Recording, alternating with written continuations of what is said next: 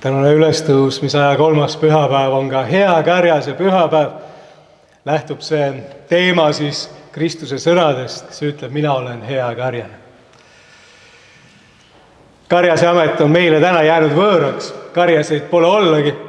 Ja kui me mõtleme karjaste peale, siis sageli seostub see meile sellise laste tööga või lihtsa, odava, vähetasuva tööga. 2000 aasta taguses Iisraelis aga oli karjase amet, sellise juhi ameti selline etalon. Hea juht või liider oli see, kes tegutses, toimis nii nagu hea karjane. Ehk siis hoidis koos oma karja, suutis karjale leida vajalikku karjamaad. Halb juht oli see, kes karja lõhestas või laiali pillutas, kelle kari oli hooletusse jäetud, kelle kari ei järginud talle. Ja selles tähenduses piiblis räägitakse kuningatest kui karjastest. Kuninga amet on kui karjase amet, vaimulik amet on kui karjase amet, koguduse juhi amet on kui karjase amet, apostli amet on kui karjase amet. Ja ka Kristuse enda kohta siis tõesti, ta ütleb, mina olen kui karjane, kui hea karjane. Ja ka Jumalat kujutatakse ette sellise karjasena, kes juhib meid, nagu psalmi palves laulsime, haljale aasale ja paneb lebama hingamis veel. Need on väga võimsad pildid Jumala kui karjase kohta ja ütlevad meile tegelikult väga kõnekalt, et kõik, kes siin maailmas on hoitud.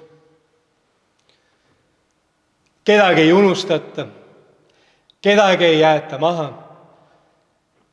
Kõik otsitakse üles, kõik tuuakse kokku, kõigi eest hoolitsetakse. See tähendamissõna, mille Jeesus rääkis, kui ta rääkis endast kui heast karjasest, kes läheb ja otsib üles kadunud lamba, kui 100 lammast on ja üks on kadunud, siis läheb ta otsib selle ühe üles, sest iga üks on tähtis. Iga viimne, kui üks on oluline. Täna tähistatava veterani päeva sisu on ka tegelikult väga sarnane. Kedagi ei jäeta, kedagi ei unustata. Need, kes on Eesti kaitseväes teenistusülesandeid täites kaotanud oma elu, väärivad eriliselt meie meelespidamist ja austust. Kas need on ka need, kes oma teenistuskohustused on täitnud kõige ohtlikemates piirkondades, missioonil, sõjapiirkondades, väärivad ja kes on sealt tagasi tulnud, väärivad eriliselt ka meie tuge, tähelepanu ja tänu neile. Sest kõik need, kes täna on kutsutud ka teenima Eesti kaitseväes või meie vabadust, meie riiklust kaitsma, vajavad seda kindlust ja seda julgustust, et kui ühel hetkel tuleb seista ka väga ohtlikus paigas ja riskida oma eluga, siis nad võivad teada, et nad ei ole unustatud. Kõik tuuakse koju, kõike mälestatakse, kõiki peetakse meeles ja nende toodud ohvreid osatakse vääriliselt hinnata. Ja see on eriliselt just ka meie ülesanne, ka täna, kui me saame seda veteranipäeva tähistada. Ameerika Ühendriikide armee kaplan, kellel on täna ka muide nimepäev, George on tema eesnimi, George Tiger kirjutab oma Afganistani missioonidelt pärit mõtiskluste raamatus väga kaunilt, mida sõda tema jaoks on tähendanud. Ta ütleb, sõda ei ole pannud mind kartma elu, vaid elust rohkem hoolima. Ma olen parem inimene, kui ma olin enne. Ma tean elu väärtust isiklikumalt.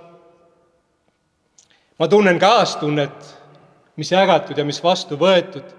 Ma tunnen julgust, mida on nähtud ja tõeks elatud.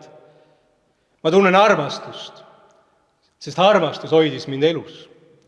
Mitte pommid, mitte kuulid, mitte kuulivest. Need hoidsid mind suremast, kuid elus hoidis mind armastus.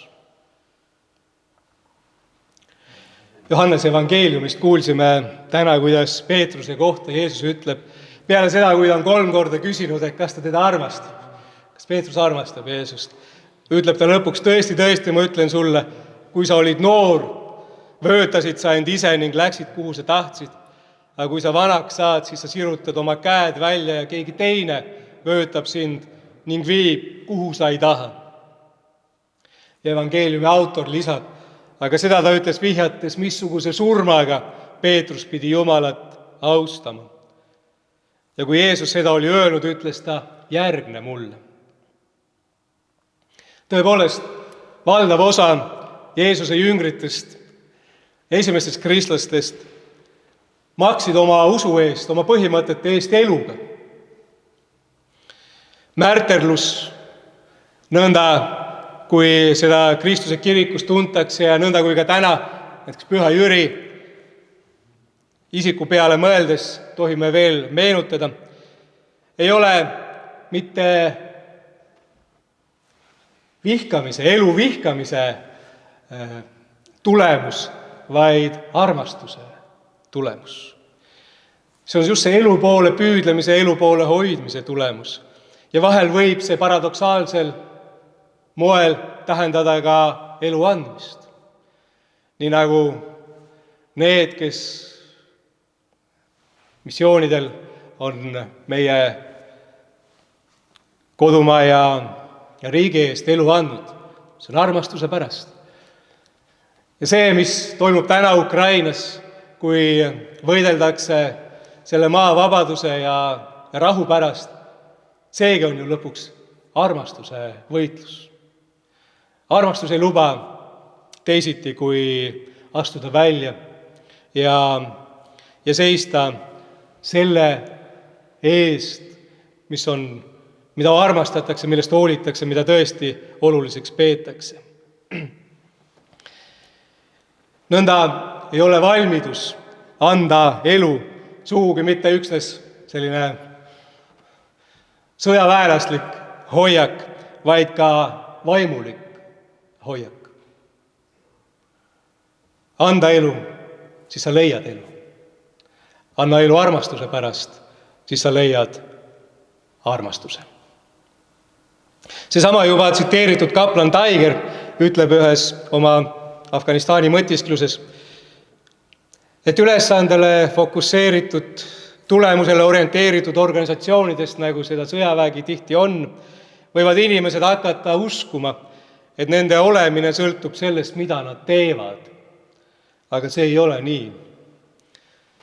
Töö ja missioon ei ole sünonüümid kutsumusele ja eesmärgile.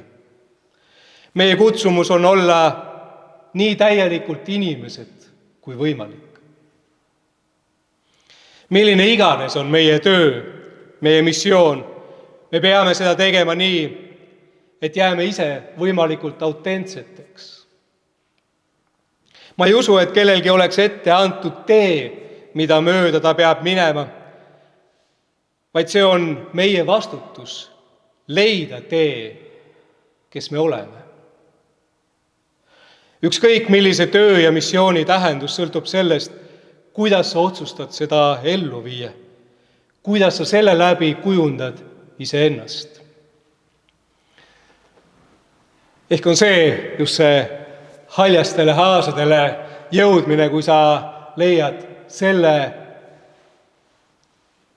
tee, mis päriselt on see viis, kuidas sa saad teostada seda inimeseks olemist siin selles maailmas, selle üürikese aja vältel, mis sulle siin on kingitud.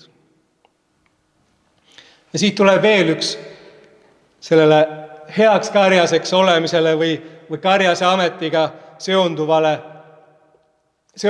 väga oluline dimensioon, nimelt olla karjaseks ka oma enda elule, iseendale. Eks see on see meie esimene ülesande. Alati ei ole meie kätes, kuhu ja kuidas me oma eluga välja jõuame. Küll on aga meie kätes alati see, kes meist saavad. See on see meie valik ja see on see meie karjase valik, see meie vastutuse ala meie enda elu piires. Inimestena, koos teiste inimestega meie kõrval, ka koos Jumalaga. Vaimulik elu ja Kristuse järel käimine on siis omamoodi selline vastutustundlik enese leidmise missioon. Omal moel me siin kõik ühel hetkel langeme, sest aeg on lõplik ja ühel hetkel saab see otsa ja tuleb surm. Aga siis ei ole tegelikult mitte see tähtis, vaid hoopis see, kelleks me selleks hetkeks seesmise inimese poolest oleme saanud. Sest me võime teada, et just see osa meist jääb alles ja pärib jääva ja tõelise elu. Aamen.